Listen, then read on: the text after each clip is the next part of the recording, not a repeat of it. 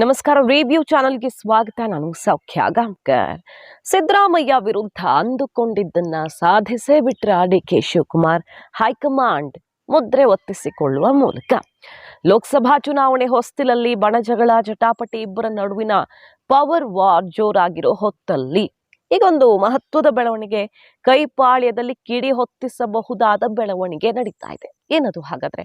ಮಾಹಿತಿ ಮುಂದೆ ಇಡ್ತಾ ಇದೀವಿ. ಮಿಸ್ ಮಾಡ್ತಾರೆ ನಮ್ಮ ಚಾನಲ್ನ ಸಬ್ಸ್ಕ್ರೈಬ್ ಮಾಡಿ, ಹಾಗೆ ನಿಮ್ಮ ಅಭಿಪ್ರಾಯ ಕಮೆಂಟ್ ಮಾಡ್ತೀವಿ. ಸಿದ್ದರಾಮಯ್ಯನವ್ರಿಗೆ ಚೆಕ್ಮೇಟ್ ಇಟ್ರ ಡಿಕೆ ಶಿವಕುಮಾರ್. ತಾನಂದುಕೊಂಡಂತೆ ಹೈಕಮಾಂಡ್ ಗ್ರೀನ್ ಸಿಗ್ನಲ್ ತಗೊಳ್ಳುವ ಮೂಲಕ ಲೋಕಸಭಾ ಚುನಾವಣೆ ಹೊತ್ತಲಿದ್ದು ತುಂಬಾ ಮಹತ್ವದ್ದು. ತನ್ನ ನಾಯಕತ್ವವನ್ನು ಸಾಬೀತುಪಡಿಸಿಕೊಳ್ಳುವ, ತನ್ನ ಟೀಮ್ ಅನ್ನ ಭದ್ರ ಮಾಡಿಕೊಳ್ಳುವಂತ ಬಿಗ್ ಸ್ಟೆಪ್ ಆಗುತ್ತೆ ಇದು. ಸಿದ್ದರಾಮಯ್ಯನವರು ಒಂದ್ ಕಡೆ ತನ್ನ ಆಪ್ತರನ್ನ ಸಮಾಧಾನ ಮಾಡಿ ಶಾಸಕರನ್ನೆಲ್ಲ ಭದ್ರ ಮಾಡ್ಕೊಳ್ತಿದ್ದಾರೆ. ಯಾವ ಕಾರಣಕ್ಕೂ ಕ್ಯಾಂಪ್ ಚೇಂಜ್ ಮಾಡಬಾರ್ದು, ಇಲ್ಲ ತನ್ನ ಬೆನ್ನಿಗಿರುವ ಶಾಸಕರೇ ತನ್ನ ಕೈ ಬಿಡಬಾರ್ದು ಅನ್ನೋ ಲೆಕ್ಕಾಚಾರದಲ್ಲಿ ನೋಡ್ತಾ ಇದೀವಲ್ಲ. ಈಗಾಗಲೇ ಬಸವರಾಜ ರಾಯರೆಡ್ಡಿ ಹೆಜ್ಜೆ ಹೆಜ್ಜೆಗೂ ಕೂಡ ಸರ್ಕಾರವನ್ನು ಕುಟುಕ್ತಾ ಇದ್ದಂಥ ಬಸವರಾಜ ರಾಯರೆಡ್ಡಿ ಸಿದ್ದರಾಮಯ್ಯ ಪರಮಾಪ್ತರು, ಬಟ್ ಸ್ಥಾನಮಾನದ ಬೇಜಾರಿಂದಾಗಿ ಅವರು ಆ ರೀತಿ ಮಾತಾಡ್ತಾ ಇದ್ರು. ಈಗ ಅವ್ರನ್ನ ಆರ್ಥಿಕ ಸಲಹೆಗಾರರನ್ನಾಗಿ ನೇಮಕ ಮಾಡಿದ್ದಾರೆ ಸಿದ್ದರಾಮಯ್ಯನವರು. ಸಂಪುಟ ದರ್ಜೆಯ ಸ್ಥಾನಮಾನ ಬಿ ಆರ್ ಪಾಟೀಲ್ರಂತೂ ಸರ್ಕಾರ ಪತ್ರ ಮತ್ತೊಂದು ಅಂತ ಬಿರುಗಾಳಿನೇ ಎಬ್ಬಿಸ್ಬಿಟ್ರು. ಅವ್ರ ಜೊತೆಗೆ ಮತ್ತಷ್ಟು ಜನ ಸೇರ್ಕೊಳ್ಳುವ ಮೂಲಕ ಸರ್ಕಾರಕ್ಕೆ ಟೆನ್ಷನ್ ತಂದಿಟ್ರು. ಮೀಡಿಯಾಗಳಲ್ಲಿ ಸರ್ಕಾರಕ್ಕೆ ಬಹಳ ಮುಜುಗರ ಆಗೋದಕ್ಕೆ ಕಾರಣವಾದಂಥ ಸುಮಾರು ಘಟನೆಗಳಲ್ಲಿ ಬಿ ಆರ್ ಪಾಟೀಲ್ ಹೆಸರು ಕೂಡ ಪದೇ ಪದೇ ಸದ್ದು ಮಾಡಿತ್ತು. ಈಗ ಬಿ ಆರ್ ಪಾಟೀಲ್ರಿಗೆ ಮುಖ್ಯಮಂತ್ರಿ ಸಲಹೆಗಾರರನ್ನಾಗಿ ನೇಮಕ ಮಾಡುವ ಮೂಲಕ ಸಂಪುಟ ದರ್ಜೆ.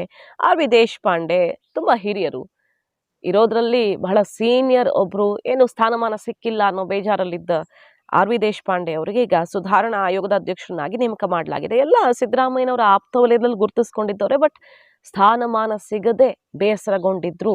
ನಿರ್ಲಕ್ಷಿಸಲಾಗಿದೆ ನಮ್ಮನ್ನ.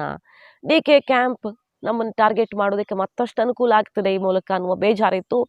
ಈಗ ಸ್ಥಾನಮಾನ ಕೊಡುವ ಮೂಲಕ ಆಪ್ತರನ್ನೆಲ್ಲ ಭದ್ರ ಮಾಡ್ಕೊಂಡಿದ್ದಾರೆ. ಅದು ಒಂದು ಕಡೆ. ಲೋಕಸಭೆಯಲ್ಲಿ ತನ್ನ ಕಡೆಯಿಂದ ಹೆಚ್ಚು ಸೀಟ್ಸ್ ಬರಬೇಕು ಅನ್ನೋ ಪೈಪೋಟಿ ಎರಡೂ ಕಡೆ ಇದೆ.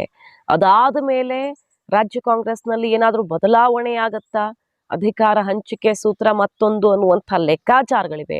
ಹೀಗಾಗಿ ಶಾಸಕರನ್ನ ಎಲ್ಲರೂ ಅವರವರ ಟೀಮಲ್ಲಿ ಭದ್ರ ಮಾಡ್ಕೊಳ್ತಿದ್ದಾರೆ. ಆದ್ರೆ ಡಿ ಕೆ ಶಿವಕುಮಾರ್ ಅವರು ಕಾರ್ಯಕರ್ತರ ಮೂಲಕ ಹೊಸ ದಾಳ ಉರುಳಿಸಿದ್ದಾರೆ. ಈಗ ಸುಮಾರು ದಿನಗಳಿಂದ ನಡೀತಿರೋ ಪ್ರಯತ್ನವೇ ನಿಗಮ ಮಂಡಳಿ ಎನಿ ಟೈಮ್, ಯಾವುದೇ ಕ್ಷಣದಲ್ಲಿ, ಇವತ್ತು ನಾಳೆ ಅಷ್ಟರಲ್ಲಿ ಪಟ್ಟಿ ಓಪನ್ ಆಗ್ತಾ ಇದೆ. ಮುದ್ರೆ ಬಿದ್ದಿದೆ, ಓಪನ್ ಆಗೋದಷ್ಟೇ ಬಾಕಿ ಇದೆ.